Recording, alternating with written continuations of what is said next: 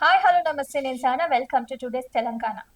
మారుతున్న ఆహారపు అలవాట్లు, ఆధునిక జీవన శైలి, శారీరక శ్రమ లేకపోవటం వంటి కారణాలతో అధిక రక్తపోటు, బీపీ వంటి దీర్ఘకాలిక వ్యాధులు ఇప్పుడు సర్వసాధారణంగా మారిపోయాయి. అయితే చాలా మంది ఈ సమస్యతో బాధపడుతున్నప్పటికీ సరైన సమయంలో పరీక్షలు చేయించుకోకపోవటం వల్ల నిర్లక్ష్యం వహిస్తున్నారు.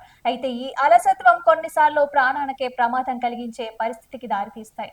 డయాగ్నోస్టిక్ పరీక్షల ఖర్చుతో అధికంగా ఉండటం వల్ల సమయాభావం, అవగాహన లోపం వంటివి ప్రజలు పరీక్ష చేయించుకోకపోవటానికి ప్రధాన కారణాలని చెప్పుకోవచ్చు.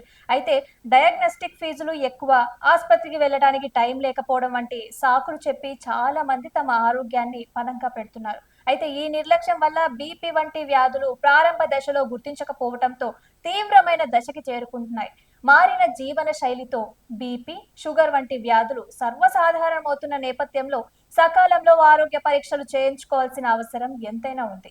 ఈ క్రమంలోనే దాదాపు 4 ఏళ్ల క్రితం cardiological society of India CSI ఆధ్వర్యంలో హైదరాబాద్ మహాత్మా గాంధీ బస్ స్టేషన్ లోని 30వ ప్లాట్ఫామ్ సమీపంలో ఒక బీపీ చెకింగ్ యంత్రాన్ని ఏర్పాటు చేయడం జరిగింది. ప్రయాణికులు ఎవరైనా ఈ యంత్రాన్ని ఉపయోగించి తమ బీపీని అయితే చెక్ చేసుకోవచ్చు. అయితే ఈ సర్వీస్ పూర్తిగా ఉచితం, ఎలాంటి ఫీజు చెల్లించాల్సిన పని ఉండదు. అయితే అక్కడ ఏర్పాటు చేసిన యంత్రం లోపల చేయి పెట్టి పక్కన ఉన్న బటన్ నొక్కితే క్షణాల్లో బీపీ, సిస్టోలిక్, డయాస్టోలిక్ రీడింగ్ తో పాటు గుండె కొట్టుకునే వేగం అంటే పల్స్ రేట్ కూడా స్క్రీన్ పై కనిపిస్తుంది. ప్రస్తుతానికి ఇది ఎంజీఎస్ స్టేషన్ లో అందుబాటులో ఉంది. అయితే సరైన అవగాహన ప్రచారంలో లేకపోవడంతో చాలా మంది దీన్ని వినియోగించుకోవటం లేదు. ఇక బీపీని ఎప్పటికప్పుడు తనిఖీ చేసుకోవడం ద్వారా అధిక రక్తపోటును ముందుగానే గుర్తించి గుండె జబ్బులు, స్ట్రోక్ వంటి తీవ్రమైన ఆరోగ్య సమస్యలని నివారించవచ్చు.